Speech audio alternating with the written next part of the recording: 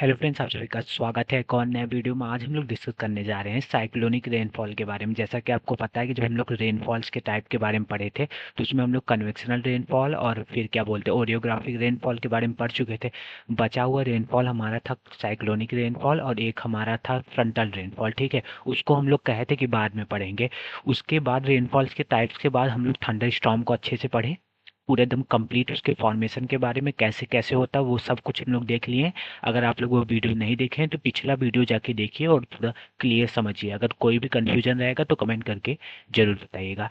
और एक चीज़ मैं आपको और थंडर स्टॉर्म से रिलेटेड बताना चाहता हूँ कि जैसे कि जो थंडर स्टॉर्म का फॉर्मेशन हुआ था वो जब कन्वेक्शनली भी हो सकता है, ओरियोग्राफिक तरीके से भी हो सकता है और साइक्लोनिक और फ्रंटल तरीके से भी हो सकता है। कैसे ये? क्योंकि जैसा कि अगर आप लोग जाके पिछला वीडियो देखेंगे थंडर स्टॉर्म वाला तो उसमें आपको समझ में आएगा कि पूरा प्रोसेस थंडर स्टॉर्म का हमारा जब गर्म हवा सरफेस से लो प्रेशर क्रिएट करके ऊपर की तरफ उठती है तभी होता है।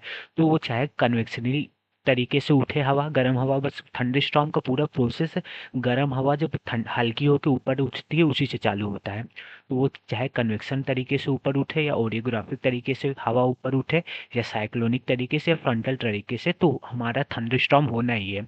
तो अगर कहीं कहीं देखेंगे कि थंडर स्टॉर्म के टाइप्स के बारे में भी बताता है तो ऐसे आप लोग समझ सकते हैं कि वो कन्वेक्शनली थंडर स्टॉर्म होता है, orographic thunder storm, cyclonic thunder storm और फ्रंटल थंडर स्टॉर्म। एकदम बेसिक सा है, ठीक है। तो ये तो आपको क्लियर हुआ सब कुछ थंडरस्टॉर्म के बारे में।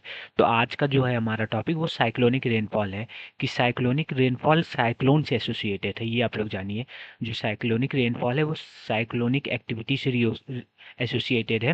तो हम लोग जो साइक्लोनिक रेनफॉल को बेसिकली हम लोग साइक्लोन के बारे में पढ़ेंगे कि दो टाइप्स के साइक्लोन के बारे में हमें पढ़ना है। एक हमारा ट्रॉपिकल साइक्लोन के बारे में पढ़ना है, एक हमारा टेम्परेट साइक्लोन के बारे में पढ़ना है। उससे जो एसोसिएटेड रेनफॉल होती है उसी को हम लोग साइक्लोनिक रेनफॉल कहते हैं। ठीक है, तो साइक्लोनिक रेनफॉल में हम लोग साइक्लोनिक एक्टिविटी के बारे में समझेंगे। तो जैसा कि आपको पता है जो जो भी साइक्लोनिक एक्टिविटी होता है वो सर्कुलर सर्कुलर एक्टिविटी होता है, यानी कि कुछ राउंड शेप में सर्कुलर एक्टिविटी से एसोसिएटेड होता है हमारा साइक्लोनिक एक्टिविटी। तो सर्कुलर एक्टिविटी क्रिएट कैसे होती है उसकी बात आती है कि वो क्रिएशन कैसे होता है। तो ये भी जानते रहिए, जब भी हम लोग साइक्लोन की बात करते हैं तो वो लो प्रेशर एरिया से एसोसिएटेड होता है। ठीक है, तो अगर कोई भी लो प्रेशर एरिया होगा तो जैसा कि आपको पता है कि हवा हाई प्रेशर से लेके लो प्रेशर की तरफ मूव करती है। तो चारों दिशाओं से लो प्रेशर की तरफ हमारी हवा आ रही है, देख रहे हैं आप लोग। और ये भी आपको पता है कि हम लोग जब भी हवाएं किसी डायरेक्शन में मूव करती हैं तो उस पर रोटेशन, अर्थ की रोटेशन के कारण एक फोर्स लगता है, कोरिलिस फोर्स, जिसको हम लोग डिफ्लेक्शन के नाम से जानते हैं। मैं आपको पहले पढ़ा चुका हूँ, ठीक है।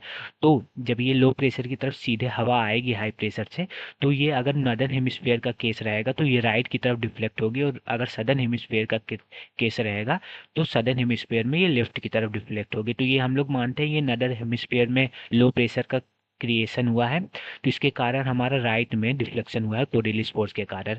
तो कोरिलिस फोर्स के कारण विंड का डिफ्लेक्शन लाइट होने के कारण ये लो प्रेशर की तरफ जो विंड आएगी वो कुछ एंटी क्लॉकवाइज वे में आएगी, यानी कि उस लो प्रेशर को चारों तरफ से घूमते हुए एंटी क्लॉकवाइज में वो विंड आएगी इस डिफ्लेक्शन के कारण। तो हम लोग ये कह सकते हैं कि साइक्लोनिक जो एक्टिविटी है वो हमारा सर्कुलर एक्टिविटी से एसोसिएटेड है, क्योंकि ये लो प्रेशर एरिया से एसोसिएट है। और ये लो प्रेशर एरिया में जो हमारा विंड है एंटी क्लॉकवाइज है, एंटी क्लॉकवाइज जो है ये नॉर्दर्न हेमिस्फीयर की तरफ हमारा विंड आता है लो प्रेशर एरिया में एंटी क्लॉकवाइज। ठीक है, और सदर्न हेमिस्फीयर की अगर बात करते हैं तो यही कोरिलिस फोर्स के डिफ्लेक्शन के कारण सदर्न हेमिस्फीयर में हमारा जो विंड है वो क्लॉकवाइज तरीके से लो प्रेशर की तरफ एग्रेसर होता है, मतलब आगे बढ़ता है, जिससे हमारा साइक्लोन क्रिएट होता है। अभी तो साइक्लोन और अच्छे से हम लोग समझेंगे, चलिए देखते हैं आगे। इतना तो आपको समझ, तो आपको इतना तो समझ में आया कि ये लो प्रेशर एरिया के अराउंड ही हमारा क्या बोलते हैं साइक्लोन डेवलप्ड होता है। अगर ये नॉर्दर्न हेमिस्फीयर में होगा तो इस पे जो हवाएं इसकी तरफ आएंगी वो हमारा क्लॉकवाइज में आएंगी। ठीक है, अगर सॉरी एंटी क्लॉकवाइज में आएंगी जैसा कि मैं आपको ऊपर दिखाया। और फिर अगर सदर्न हेमिस्फीयर में रहेंगी, सदर्न हेमिस्फीयर में, तो वो क्या आएगी, क्लॉकवाइज में आएंगी। अब इसको हम लोग आइसोबारिक सिस्टम के रूप में समझने की कोशिश करते हैं। बस इस तरीके से आप लोग समझेंगे ना, जैसे जैसा मैं आपको बता रहा हूँ, तो बिल्कुल साइक्लोन को समझने में साइक्लोन को बिल्कुल दिक्कत नहीं होगा। ठीक है, तो इसको हम लोग आइसोबार, जैसा कि आप आप लोग जानते हैं कि हम लोग जब विंड को समझे थे अच्छे से प्रेशर ग्रेडियंट फोर्स के बारे में, तो हम लोग एक आइसोबार का मतलब है कि उस पे जितने भी पॉइंट्स होंगे वो सेम प्रेशर के होंगे, सेम प्रेशर उस पे पाया जाएगा। तो ये आइसोबारिक एक्टिविटी को हम लोग कुछ सर्कुलर फॉर्म में रखे हैं, जैसे कि ये एक सर्कल है एक आइसोबार का, ये दूसरा सर्कल है आइसोबार का, ये तीसरा सर्कल है, ये चौथा सर्कल है। यानी कि अंदर से लेके जब बाहर की तरफ हम लोग मूव करेंगे तो प्रेशर हमारा बढ़ता रहेगा, यानी कि लो प्रेशर से हाई प्रेशर की तरफ हम लोग मूव कर रहे हैं, क्योंकि सबसे बाहर वाला जो सर्कल है उस पर जितने भी पॉइंट्स हैं वो 980 मिली बार प्रेशर उस पर है। ठीक है, तो वही मैं यहाँ लिखा हूँ कि आउटवर्ड जाने पर हमारा प्रेशर इंक्रीज हो रहा है, जैसा कि आप लोग देख रहे हैं। ठीक है, तो हमेशा जब हवा हमारा हाई प्रेशर से लो प्रेशर की तरफ आएगी, तो अगर ये नॉर्दर्न हेमिस्फेयर में रहेगा, नॉर्दर्न हेमिस्फेयर की एक्टिविटी होगी, तो ये एंटी क्लॉकवाइज हमारा विंड आएगा, क्योंकि इसका डिफ्लेक्शन राइट में होगा। तो ये जो विंड आएगी नॉर्दर्न हेमिस्फेयर में वो एंटी क्लॉकवाइज डिफ्लेक्शन के थ्रू आएगी। तो जैसा कि आप लोग देख रहे हैं कि मैं आपको शो किया हूँ कि ये विंड एंटी क्लॉकवाइज हमारा लो प्रेशर एरिया की तरफ आ रही है। ये नॉर्दर्न हेमिस्फेयर का कंडीशन है, किसके कारण? हमारा कोरियलिस फोर्स के कारण। तो इसी इसी फिगर को देखते हुए एक बहुत बेहतरीन आपके लिए डेफिनेशन है साइक्लोन का, चलिए उसको समझते हैं। तो और एकदम क्लियर साइक्लोन को समझते हैं। तो अब कोई भी जो साइक्लोनिक एक्टिविटी है, साइक्लोनिक एक्टिविटी इंडिकेट करती है that the development of the closed isobaric system, यानी कि क्लोज्ड आइसोबारिक सिस्टम को डेवलप्ड करती है, जिसके कारण हमारा जो प्रेशर है वो इंक्रीज होता है आउटवर्ड। मतलब ऐसा सिस्टम क्रिएट होता है कि प्रेशर आउटवर्ड बाहर की तरफ प्रेशर इंक्रीज है, यानी कि सबसे बाहर वाली जो एक क्लोज्ड आइसोबारिक सिस्टम में सबसे बाहर वाली जो सर्कल है उसका प्रेशर सबसे ज़्यादा है, और जिसके कारण wind are attracted towards the low pressure. जैसे कि आप लोग देख रहे हैं कि विंड लो प्रेशर की तरफ अट्रैक्ट हो रहा है, लेकिन डिफ्लेक्शन के कारण वो लो प्रेशर की तरफ सीधे नहीं आ रहा है, वो सीधे मैनर में आने के बजाय डिफ्लेक्शन हो रहा है। तो नॉर्दर्न हेमिस्फीयर में उसका डिफ्लेक्शन कुछ इस तरह हो रहा है कि वो एंटी क्लॉकवाइज वो आ रहा है लो प्रेशर की तरफ, और सदर्न हेमिस्फीयर में कुछ इस तरह डिफ्लेक्शन हो रहा है कि वो क्लॉकवाइज मैनर में आ रहा है। ठीक है, तो ये तो एंटी क्लॉकवाइज सब क्लॉकवाइज मैनर में आ रहा है, तो जिसके कारण आपको देखने में भी समझ में आएगा, और इसी से हमारा क्या क्रिएट होता है, लो प्रेशर एरिया के अराउंड हमारा साइक्लोनिक एक्टिविटी का क्रिएशन होता है। और कुछ हवाएं कुछ इसी तरह डिफ्लेक्शन के थ्रू आती हैं, जिसके कारण clockwise anti clockwise different different hemisphere में शो करती हैं, जिसके कारण आपको साइक्लोन जब भी आता है तो हवाएं चारों दिशाओं से कुछ इसी तरह लो प्रेशर की तरफ क्रिएट होती हैं, आती हैं, और बहुत सराउंडिंग बहुत घूम के आती हैं, जिससे आपको लगता है कि बहुत बड़ा चक्रवात आया है। तो साइक्लोन का क्रिएशन कुछ इसी तरीके से होता है। आई होप आपको इतना सब तो समझ में आया होगा कि किस तरह साइक्लोन का क्रिएशन हो रहा है।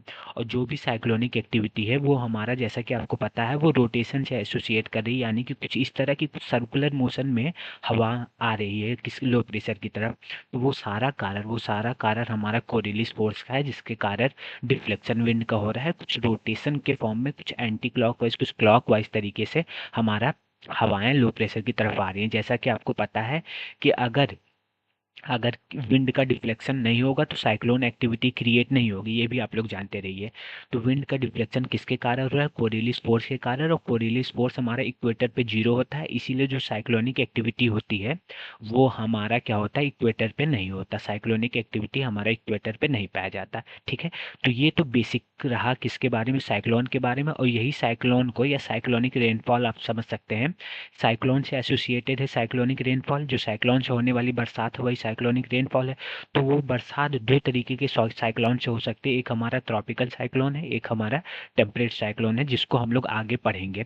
ट्रॉपिकल साइक्लोन हमारा 5 डिग्री से लेकर 30 डिग्री नॉर्थ और 5 डिग्री से लेकर 30 डिग्री साउथ में पाया जाता है। ये ओशियन के सरफेस पे पाया जाता है ये ट्रॉपिकल साइक्लोन, जिसका मेन सोर्स है, यानी कि किसके कारण होता है, लेटेंट हीट के कारण होता है।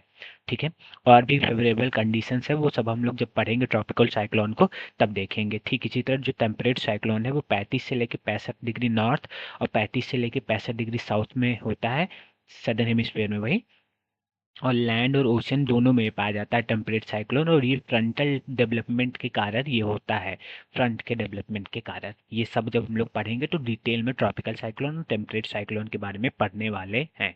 तो आशा करता हूँ कि आपको वीडियो अच्छा लगा होगा। और साइक्लोनिक रेनफॉल से एसोसिएटेड जो साइक्लोन्स हैं, ये वीडियो आप लोग ऐसा समझिए कि साइक्लोन से ही है। तो साइक्लोन के बारे में सब कुछ आपको समझ में आया होगा। ठीक है, और उससे होने वाली जो बरसात है वही साइक्लोनिक रेनफॉल है, बिल्कुल कंफ्यूज मत होइएगा। तो आज के लिए इतना ही, धन्यवाद।